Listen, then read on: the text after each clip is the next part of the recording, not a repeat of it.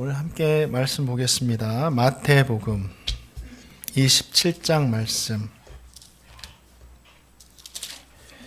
마태복음 27장 11절부터 26절까지인데요. 오늘 본문이 좀 깁니다.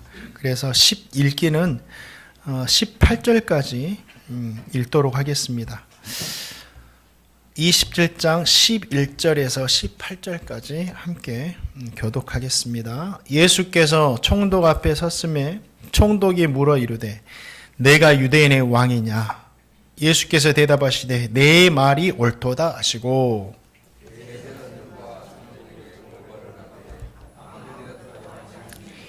이에 빌라도가 이르되 그들이 너를 쳐서 얼마나 많은 것으로 증언하는지 듣지 못하느냐 하되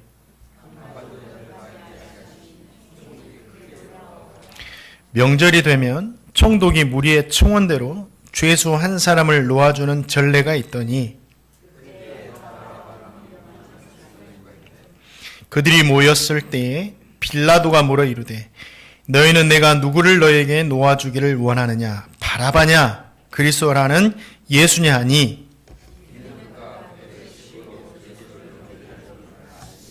아멘. 오늘 말씀은 예수님께서 이 빌라도에게 신문을 받으시는 이야기와 주님에게 죄가 없다는 사실을 알면서도 이스라엘 백성들의 요구에 따라서 예수님을 십자가에 못 박도록 내어준 빌라도의 그런 이야기가 기록되어 있습니다. 오늘 말씀을 통해서도 저와 성도님에게 주시는 귀한 신앙의 교훈들, 은혜가 있습니다. 자, 11절 말씀 다 같이 읽어보겠습니다. 11절 말씀 읽겠습니다. 시작.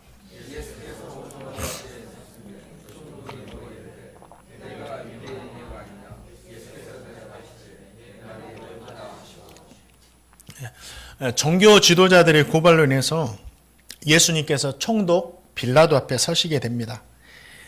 빌라도는 티베리우스, 디베르 황제 때 파견을 받았습니다. 그래서 AD 26년부터 36년까지 10년간 유대 지역을 다스렸던 지방의 관리였습니다. 그에게는 로마로부터 부여된 입법권, 또 사법권, 행정 모든 법적인 권한이 있었기 때문에 그의 고백대로 예수를 죽일 수도 있고 살릴 수도 있는 그런 권세를 가지고 있었습니다. 오늘 말씀 읽어보니까 빌라도는 예수님을 죽이지 않고 어떻게 해서든 놓아주려고 했다는 것을 우리는 볼 수가 있어요. 왜 빌라도가 예수님을 이렇게도 놓아주려고 애를 썼는가? 몇 가지 이유가 있는데, 먼저는 예수님을 이렇게 신문에 보니까 이 과정에서 예수님이 로마의 황제에 대항해서 반란을 일으키려고 했던 것이 아니구나, 이것을 알았기 때문이죠. 유대 종교 지도자들은 예수님을 신성 모독죄를 범한 이 종교법에 의해서 사형에 해당하는 죄를 지었다라고 정죄를 하죠. 그런데 로마는 종교법에는 관심이 없었어요. 그래서 유대의 종교법 가지고는 로마가 예수님에게 사형 선고를 내릴 수가 없는 겁니다. 그래서 유대인들은 로마에 예수님을 고발할 때는 이런 종교법을 가지고 고발하는 것이 아니라 예수님이 했던 한마디, 내가 유대인의 왕이었다, 이 이야기를 가지고 예수가 로마의 황제의 반란을 꾀하는 그런 사람이다라고 정치범으로 로마에는 고발을 합니다. 그런데 빌라도가 예수님을 신문에 보니까 주님께서 유대인의 왕이라고 하는 것은 맞지만 주님께서 다스리는 나라, 주님께서 왕 되신 나라는 이 세상이 아니라 하나님의 나라라는 것을 알게 된 거죠. 그래서 예수라는 사람은 이 땅에 관심이 별로 없었구나. 그래서 황제에게 반란을 꾀하는 일과는 상관이 없는 사람이구나. 이걸 알고 예수님을 놓아주려고 했던 거예요. 또 한 가지, 빌라도가 예수님을 놓아주려고 했던 이유가 뭐냐면 18절에 나온 것처럼 예수라는 사람을 고발한 이유가 다른 것에 있는 것이 아니라 종교 지도자들이 예수라는 사람을 시기하고 질투했기 때문이구나. 너무 시기하니까 이 사람을 고발해서 죽이려고 하구나. 이걸 알게 된 거예요. 이스라엘 백성들이 이 종교 지도자들 생각하기에 지금까지는 이스라엘 백성들이 자신을 따라왔는데 이제 예수라는 사람이 등장하자 예수님께 더 관심을 두는 겁니다. 자신들의 가르침보다는 예수님의 가르침을 듣고 열광을 하는 거죠. 여러 종교 지도자들이 예수님을 좀 이렇게 제재하기 위해서 여러 가지 논쟁을 통해서 한번 이겨보려고 했어요. 그런데 논쟁할 때마다 이기지 못하고 다 지는 거예요. 창피만 당하는 거예요. 그럴수록 예수님의 인기는 높아만 갑니다. 예수님께서 예루살렘에 입성하실 때 수많은 이스라엘 백성들이 호산나 하면서 예수님을 영접하잖아요. 그걸 보고 도저히 볼 수가 없는 거예요. 그래서 예수님을 시기하고 제거하기 위해서 종교법으로, 정치범으로 몰아가지고 고발을 한 거죠. 빌라도가 이걸 안 거예요. 아, 예수라는 사람 시기 때문에 지금 죽으려고 하고 있구나. 또 한 가지는 빌라도의 아내가 조언을 합니다. 빌라도가 재판석에 앉아있을 때 빌라도의 아내가 사람을 보내서 어젯밤에 되어진 일들에 대해서 이야기를 합니다. 당신은 그 죄 없는 사람에게 상관하지 마십시오. 어젯밤에 제가 꿈을 꿨는데 내가 그 사람 때문에 너무 많은 고통을 했습니다. 빌라도가 어떤 꿈을 꾸었는지에 대해서는 성경에 기록되지 않았으니까 몰라요. 그런데 분명한 것은 이 꿈을 통해서 예수라는 사람이 무지하다는 것을 깨닫게 된 거죠. 그리고 무지한 이 예수라는 사람에게 사형을 언도할 경우에 그 사형을 언도한 사람에게 좋지 않은 결과가 있을 것이다. 이것을 알아가지고 빌라도에게 말을 해준 겁니다. 절대 그 사람하고 상관하지 말으라고. 요한복음 18장과 19장을 보면 빌라도는 이러한 이유들로 인해서 유대인들에게 3번이나 나아갑니다. 그리고 반복되는 이야기가 뭔지 아세요? 내가 그 사람에게 죄를 찾지 못했다. 내가 놓아주겠다. 유대인들이 거부하니까 내가 그 사람에게 죄를 찾지 못했다. 또 내가 매질해서 그냥 놓아주겠다. 3번이나 이렇게 나가가지고 내가 그 사람에게 죄를 찾지 못했다고 하면서 놓아주려고 했습니다. 그럼에도 불구하고 유대인들은 예수님을 십자가에 못 박으라고 강력하게 요청을 하고 얼마나 강력했던지 그들의 요청을 들어주지 않을 때는 밀란, 이 폭동이 일어나가지고 분위기가 막 폭동이 일어날 정도로 험악해지는 거예요. 빌라도가 그러니까 위기의식을 느낍니다. 밀란이 일어나는 것을 염려하는 거예요. 잘못하다가는 이 폭동이 일어나겠다. 그래서 성난 민심을 달래고자 그들의 요청을 어쩔 수 없이 받아들여가지고 십자가에 못 박도록 예수님을 내어줘 버립니다. 그런데 그 결과 어떻게 됩니까? 예수님은 십자가에 못 박혀 죽으시고 빌라도는 계속해서 예수님을 십자가에 못 박은 자로 오늘도 우리가 사도신경 고백했잖아요. 지금까지도 고백되고 있어요. 우리는 여기서 몇 가지 신앙의 교훈을 얻을 수가 있고 우리가 신앙생활을 어떻게 해야 되는지 알 수가 있어요. 먼저는 정답을 알고도 행하지 않는 자의 최후가 비참해진다. 역사도 이걸 증명하잖아요. 정답을 알면서도 행하지 않는 자의 최후가 비참해진다. 빌라도는 엄청난 갈등했죠. 예수를 살릴 것인가 죽일 것인가. 왜 이것이 갈등이 되었죠? 그냥 죽여버리면 되는데 왜 갈등이 되었습니까? 정답을 몰라서 갈등한 게 아니에요. 정답을 알고 있었기 때문에 갈등한 겁니다.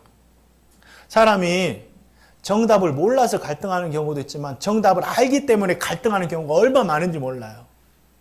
아무리 조사하고 신문을 해도 예수에게는 죄가 없다는 것을 알았어요. 죄가 없는 예수님을 죽이지 않고 살리는 것이 뭐예요? 정답이죠. 죄가 없으니까. 그러라고 로마에서 총독으로 파송한 거잖아요. 올바르게 나라를 다스려라고. 놓아주는 것이 정답이에요. 죄가 없으니까. 그런데 이 정답을 택할 경우에 빌라도가 잃게 되는 것들이 참 많았어요. 그걸 염려한 거예요. 자칫하다가는 성난 군중들이 이 반란을 일으켜가지고 그에 대한 책임을 지고 지금 총독의 자리를 내어놓을 수도 있었습니다. 이걸 위기의식을 느낀 거예요. 또 요한복음 19장 보면 유대인들이요, 예수님을 놓아주는 빌라도를 막 협박합니다. 그 당시 로마도 그렇고 로마가 다스리는 제국 내에서 모든 힘은 군중들에게서 나왔거든요. 그래서 군중들의 인기 있는 자가 막 황제가 되고 그래요. 자, 어떻게 이렇게 협박을 하냐면 요한복음 19장 12절 한번 읽어보겠습니다. 유대인들이 빌라도에게 하는 말이에요. 읽겠습니다. 시작. 읽겠습니다. 시작. 이러함으로 빌라도가 예수를 놓으려고 힘썼으나 유대인들이 소리질러 이르되 이 사람을 놓으면 가이사의 충신이 아니니이다. 무릇 자기를 왕이라 하는 자는 가이사를 반역하는 것이니이다. 가이사가 황제입니다. 황제.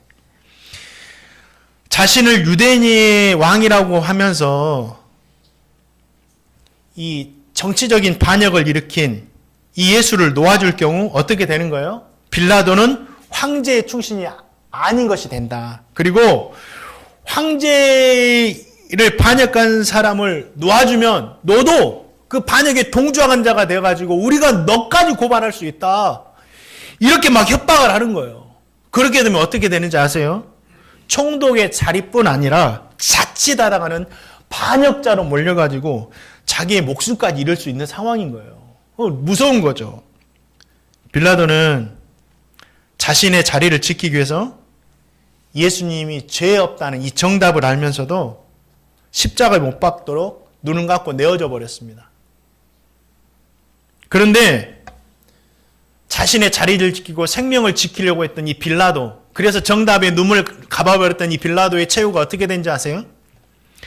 역사가 요세푸스에 하면 이 빌라도는 총독의 자리에서 쫓겨납니다. 그리고 자살로 생을 마쳤다라고 기록되고 있어요. 자신의 자리를 지키려고 정답을 외면했는데 오히려 자신의 자리도 지키지 못하고 생명도 지키지 못하는 이 비참한 삶이 되고 말았다라는 거죠. 거기까지만 끝나면 다행이에요. 사도신경이 고백된 이후에 성도들은 예배할 때마다 빌라도의 이름을 예수님을 십자가에 못 박은 자라고 고백되고 있어요. 이처럼 저주스러운 인생이 어디 있겠냐고요. 정답이 무엇인지 알면서도 그 정답을 외면한 자의 최후가 이렇게 되는 겁니다. 빌라도 이야기는 이 빌라도만의 이야기가 아니에요. 저와 성도님에게 주시는 이야기이기도 해요. 저와 성도님도 신앙생활하면서 갈등할 때가 있어요. 그런데 정답을 몰라서 갈등하는 경우보다는 정답을 알기 때문에 갈등하는 경우가 얼마나 많은지 몰라요. 진리되는 하나님의 말씀을 알고 읽고 배워서 우리는 정답이 뭔지 알아요. 예배를 어떻게 하는지 정답에 대해서 알고 복음생활, 헌금생활, 가정생활, 사회생활, 이웃과의 관계, 우리 말씀을 통해서 무엇이 진리인지 정답을 다 알게 됩니다. 몰랐을 때는 괜찮은데 아니까 괴로운 거예요. 모르면은 내가 모르고 넘어가는데 알게 되니까 괴로운 겁니다. 정답을 아니까. 정답을 행해야 되니까. 왜요? 이걸 행할 때 내가 내려놓아야 될 것도 있고 포기할 것도 있고 손해봐야 되는 것도 있기 때문에 이 정답을 안 하는 것이 괴로운 거예요. 해야 되니까. 그러나 그때 저와 성도님은 어떻게 해야 돼요? 이 갈등이 있어요. 신앙생활은 갈등의 연속입니다. 이 갈등 안에서 우리는 어떻게 해야 돼요?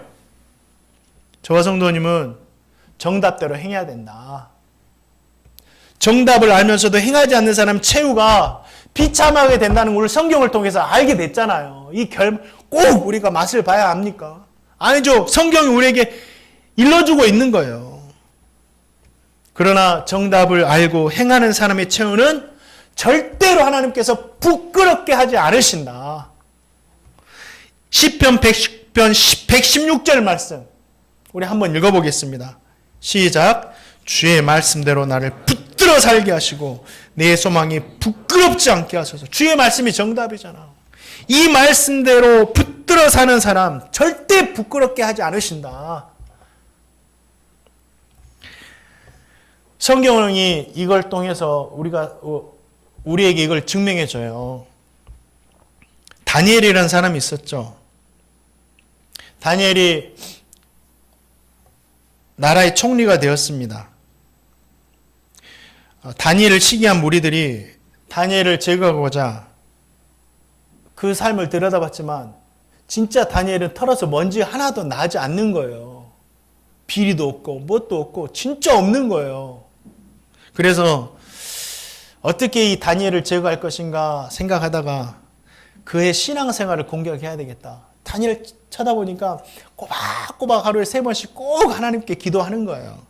그래서 신하들이 다리오 왕을 찾아가가지고 왕이여, 지금부터 30일 동안은 왕이 어떤 신에게나 사람에게나 무엇이라도 구하면, 기도하면 그 사람 사자굴에 집어넣읍시다라고 제안합니다. 30일 동안 왕 혼자서 신처럼 되니까는 다리오도 기뻤어요. 자신에게만 충성한다는데.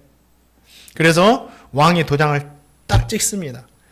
왕의 도장을 찍는 순간 명을 내린 왕이라도 이것은 어길 수가 없어요. 어길 경우 자신의 어명은 쓰레기가 됩니다. 그 후부터는 신하가 누구 왕의 말을 듣겠느냐고요. 모든 사람이 반드시 이 어명을 순종해야 했어요.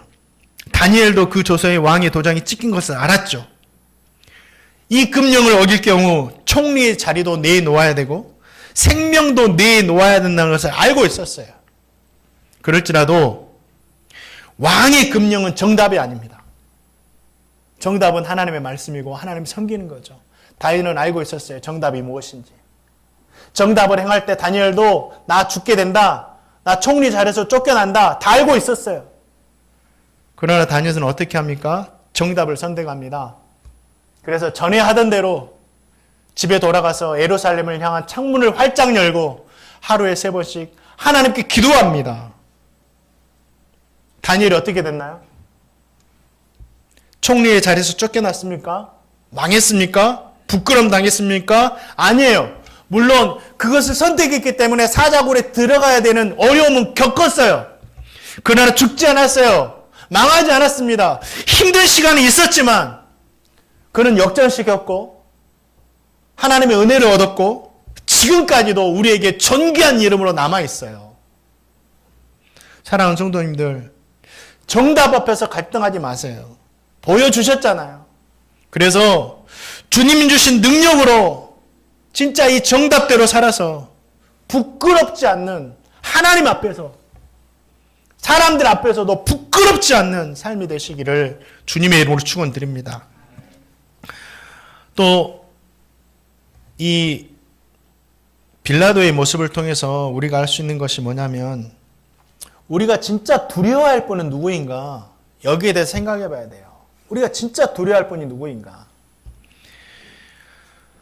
예수를 놓아주려고 빌라도를 보고 백성들이 분노해서 이 반란을 일으키려는 이 조짐이 보이자 빌라도가 어떻게 합니까? 물을 가져다가 손을 씻고 예수의 피에 대해서는 나는 무죄하다고 말하면서 그 책임을 유대인들이 당하라라고 말을 합니다.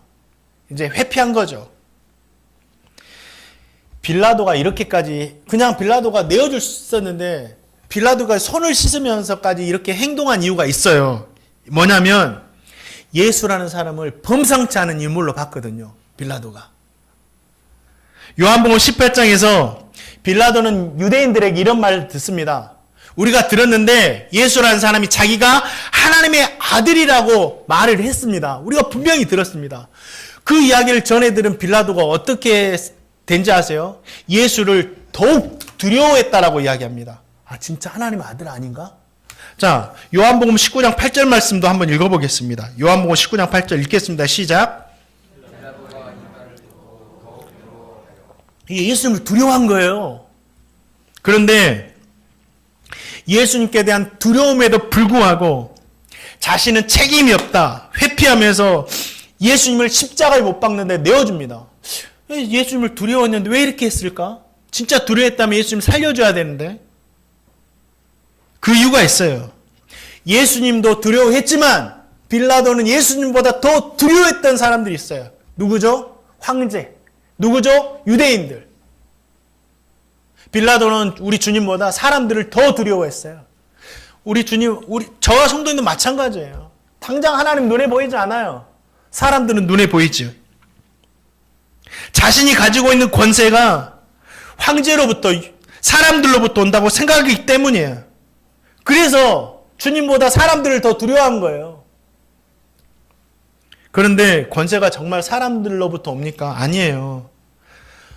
빌라도가 주님께 이런 말을 합니다. 나는 너를 놓아줄 권세도 있고 너를 십자가에 못 박을 권세도 있는 줄 알지 못하느냐? 이렇게 자기의 권세에 대해서 예수님께 말하니까 예수님께서 뭐라고 하신지 아세요?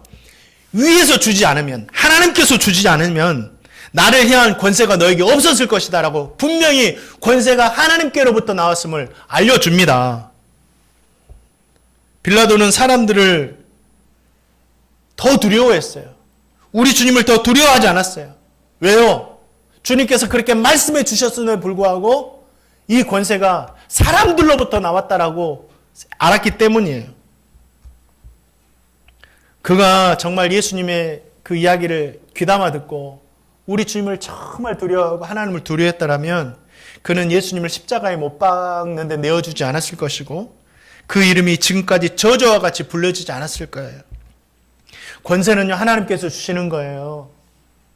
권세뿐 아닙니다. 사람의 생사화복도 하나님께서 주시는 거예요. 그래서 저와 성도님이 두려워할 분은 사람이 아니라 하나님인 거예요. 우리 성도님들은 진짜 살아갈 때 하나님 두려워하세요. 직장에서도 하나님 두려워하시고 교회에서도 하나님 두려워하시고 사람 두려워하지 마세요. 하나님 두려워하셔야 됩니다. 보이지 않지만, 눈에 보이지 않지만 하나님 살아계시기 때문에 하나님 두려워해야 돼요. 그 사람이 정답대로 행할 수 있어요. 바벨론으로 끌려간 다니엘은요, 어려서부터 그곳에서 오직 하나님만 섬겼어요. 하나님만 두려워했습니다. 그래서 어떻게 됩니까? 다니엘은 느부갓네살이라는 사람이 왕으로 다스리던 시대에 바벨론 온 지방을 다스리는 총리에까지 올라요. 그리고 느부갓네살의 손자였던 벨사살이 왕의 자리에 올라서 다스릴 때 그 시대에는요, 나라의 셋째 통치자가 됩니다. 그런데 더 신기한 거 있어요. 왕권이 계속 이어지니까 그럴 수 있겠죠. 같은 정치하는 사람들이니까. 그런데 다리오라는 사람이 왕이 돼요. 다리오는 바벨론 사람이 아니었어요. 바벨론을 완전히 끝장내버렸던 메대의 사람이었습니다. 메대의 바사의 왕, 새로운 왕조의 왕이 다리오였어요. 자, 새로운 왕조가 생기면 그 전에 활동하던 정치인들은 다 숙청의 대상이거나 다 물러나야 됩니다. 총리도 마찬가지였죠. 다니엘도 마찬가지겠죠. 그런데 어찌된 영문인지 이 다리오 왕이 새로운 왕조를 시작하는데 나라를 다스리는 3명의 총리를 세우는데 그 중에 으뜸 가는 총리로 다니엘을 세워요. 이건 놀라운 겁니다. 기적이에요. 있을 수 없는 일이에요. 왜 그랬을까요? 권세는 사람이 주는 것이 아니에요. 하나님께서 주시는 겁니다. 사람을 통해서 하나님께서 주시는 겁니다. 그래서 하나님 두려워하는 자, 하나님께서 책임져 주시는 거예요. 사랑하는 성도님들, 사람이 주관하는 것이 아니에요. 하나님께서 우리의 생사화복을 주장하시는 줄 믿습니다. 그렇기 때문에 저와 성도님 모두가 사람 두려워하지 마시고 오직 하나님만 두려워하면서 하나님 말씀에만 귀를 기울여 살아가시기를 주님의 이름으로 축원드립니다. 자, 마태복음 27장 17절 말씀 한번 또 읽어보겠습니다. 27장 17절 읽겠습니다. 시작.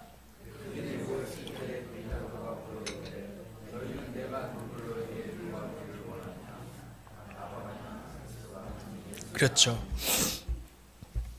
빌라도는 예수님에게 죄가 없다는 것을 알고 예수님을 놓아주기 위해서 유대인들에게 물어봅니다. 내가 바라바를 놓아주기 원하느냐? 예수를 놓아주기를 원하느냐? 아마도 빌라도는 유대인들이 예수를 놓아주기 원합니다. 이렇게 요청할 거라고 생각했어요. 그런데 유대인들은 바라바를 살리고 예수를 십자가에 못 박으라고 외치잖아요. 그러자 빌라도는 이렇게 손을 쓰시며 이 피에 대해서는 너희가 당하라 이렇게 이야기합니다. 그러자 유대인들은 그 피를 우리와 우리 자손에게 돌리십시오라고 당당하게 이야기해요. 그리고 이 한 가지 고백으로 해요. 유대인들이 엄청난 권한을 받습니다. 그 당시 100만 명이 죽고 2차 대전 당시에는 600만 명이 죽잖아요. 말도 잘해야 돼요, 여러분들. 말 함부로 하는 거 아닙니다. 빌라도의 질문과 유대인들의 대답에도 이 귀한 신앙의 교훈이 담겨 있어요. 이 바라바를 직역하면, 그대로 해석하면, 한국말로 해석하면 바라바라는 뜻이 사람의 아들이라는, 사람의 아들. 그리고 고대 시리아어로 번역된 성경에는 여러 가지 사본에는 바라바라는 이름 앞에 예수라는 이름이 붙었대요. 그 당시 예수라는 이름은 흔하게 사용됐던 이름이에요. 구원자라는 뜻이죠. 그래서 자신의 아이들이 태어나면 너가 이 나라를 좀 구원시켜라라는 의미로 예수라는 이름을 흔하게 사용했대요. 그래서 바라바라는 이름을 플레이모리를 번역하니까 어떻게 되냐면 구원자, 사람의 아들, 이런 뜻이 돼요. 사람의 아들 구원자.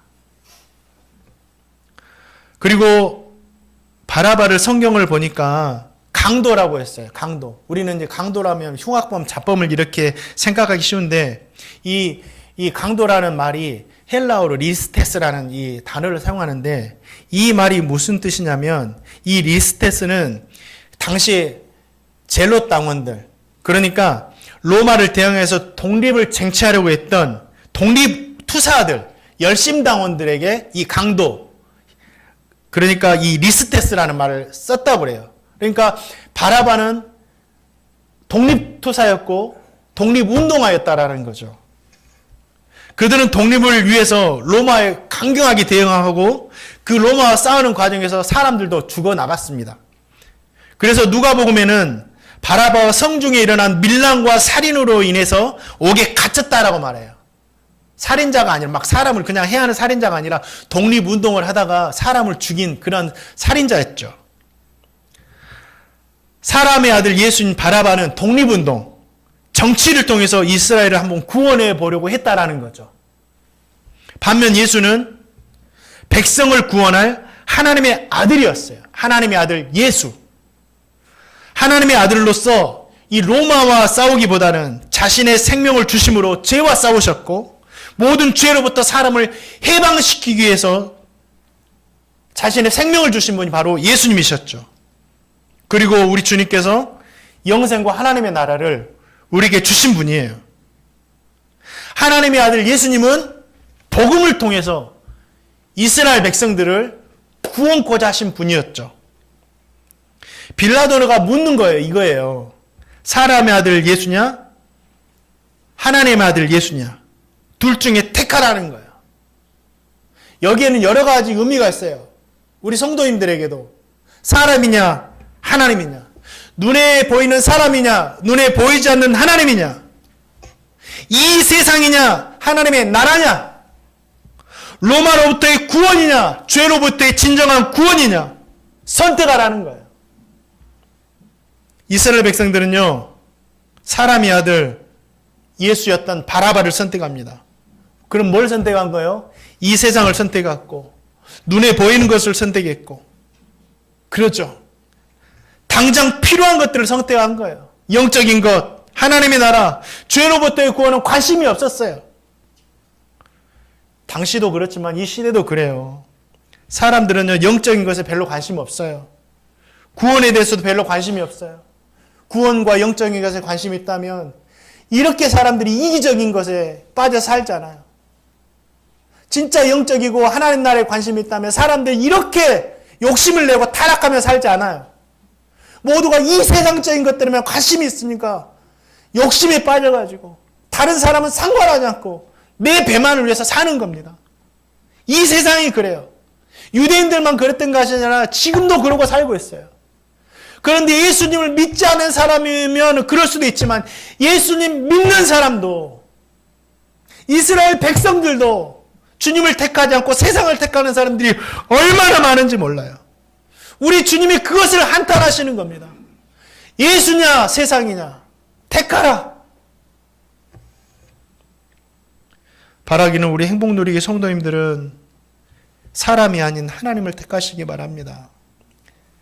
세상이 아닌 하나님 나라 택하시기 바랍니다.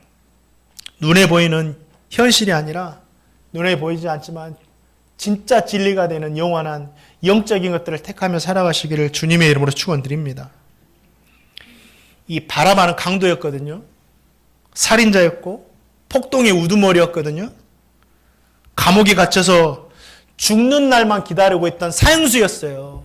그는요, 풀려날 수도 없었어요.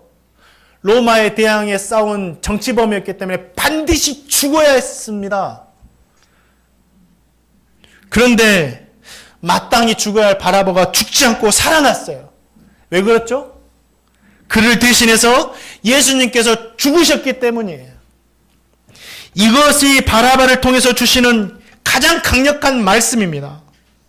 저와 성도님도 마찬가지예요. 저와 성도님 모두가 다 죄인이에요. 죄인이 아닌 사람은 한 명도 없습니다.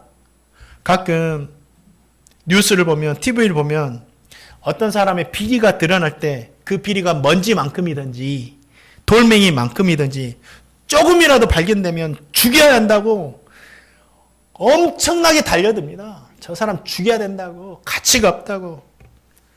그렇게 달려드는 사람을 보면 정말 깨끗하게 살았나 보다, 자기에게는 먼지 한 톨 없나 보다, 이런 정도의 생각이 들어요. 저라면 그렇게까지 못할 것 같아요. 제 삶을 돌아보면 저도 깨끗하지 못하니까. 그런데 어느 날 그렇게 달려들던 사람들에게 바위 같은 그런 죄들이 있던 것이 막 드러나는 거예요. 얼마나 창피할까요? 그런데도 아니라 그래요. 나는 아니야. 뭐 아니에요. 다 드러났는데. 그래도 아니다 그래요. 끝까지 아니다 그래요. 법정에 가서 밝히겠다고. 성경은요, 이 땅에 의인이 없고 하나도 없다 그랬어요. 이 땅에는요, 들킨 자와 들키지 않는 자만 있는 거예요. 진짜다니까요. 우스갯소리로 11계명이 있다잖아요. 들키지 마라, 들키지 마라. 이 땅에는 들킨 자와 들키지 않는 자만 있을 뿐이에요. 하나님께서 우리의 허물을 가려주시는 것들이 얼마나 많은지, 이게 은혜입니다. 제 자신을 봐도 하나님께서 회개를 통해서 가려주시는 것이 얼마나 많은지, 이게 은혜예요. 다 드러난다고 한다면 이 땅에 제대로 살 사람 아무도 없습니다. 다 죄로 인해서 죽어 마땅한 사람들이에요. 그런 죄인을 위해서 주님께서 대신 죽어주셨다라는 거죠. 그래서 저와 성도님이 사는 겁니다. 예수님의 죽음으로 인해서 저와 성도님이 죄로 인해서 죽지 않고, 죄로 인해서 심판받지 않고, 죄로 인해서 고통당하지 않고 살게 된 거예요. 구원받게 된 거예요. 바라바가 풀려나면서 무슨 생각을 했을까요? 진짜 바라바는 죽을 날만 기다렸던 사람이다니까요. 이 풀려나면서 무슨 생각을 했을까요? 성경에는 기록되지 않았죠. 그런데 예수라는 사람 때문에 내가 살았구나, 이런 생각을 하지 않았을까요? 맞습니다. 예수님 때문에 저와 성도님이 죽지 않고 살게 된 거예요. 사랑하는 성도님들, 저와 성도님 모두가 내가 죽어야 되는데 나를 대신해 주님께서 죽으심으로 내가 죽지 않고 살게 되었구나, 내가 구원받게 되었구나, 이렇게 생각하시면서 그 구원의 은혜에 감사하며 살아가시기를 주님의 이름으로 축원드립니다. 끝으로 바라바냐 예수냐는 질문에는 아주 재미있는 의미가 한 가지 있습니다. 예수님은 복음을 통해서 사람을 구원하려고 하셨죠. 예수님을 택한다는 것은 복음을 택하는 겁니다. 바라바는 무엇을 통해서 이 세상을 한번 구원해 보려고 했어요? 사회운동, 독립운동, 정치를 통해서 한번 해방시켜 보려고 했어요. 바라바가 택했다는 것은, 바라바를 택한다라는 것은 정치를 택하는 겁니다. 이 세상을 구원할 수 있는 것은요, 복음에는 없어요. 정치에 목숨 걸지 마세요. 정치도 필요하죠. 나라를 법적으로 잘 운영하기 위해서 정치도 필요합니다. 그러나 정치에 목숨 걸 필요 없어요. 이 세상을 구원하는 것은요, 정치가 아니에요. 복음이에요. 복음에는 없어요. 아마 정치를 통해서 이 세상이 구원받을 수 있다고 한다면 우리 주님께서도 정치하셨을걸요? 정치의 수장이 되어서 막 싸우셨을걸요? 근데 우리 주님은 정치에 관심 없으셨어요. 하지 않으셨어요. 뭐 하셨습니까? 복음 전하셨어요. 오직 복음이에요. 왜 그렇죠? 복음이 사람을 변화시키고, 복음이 사회를 변화시키고, 복음이 나라를 변화시키고, 복음만이 온 세상을 구원할 수 있기 때문이에요. 눈 감고 한번 생각해 보세요.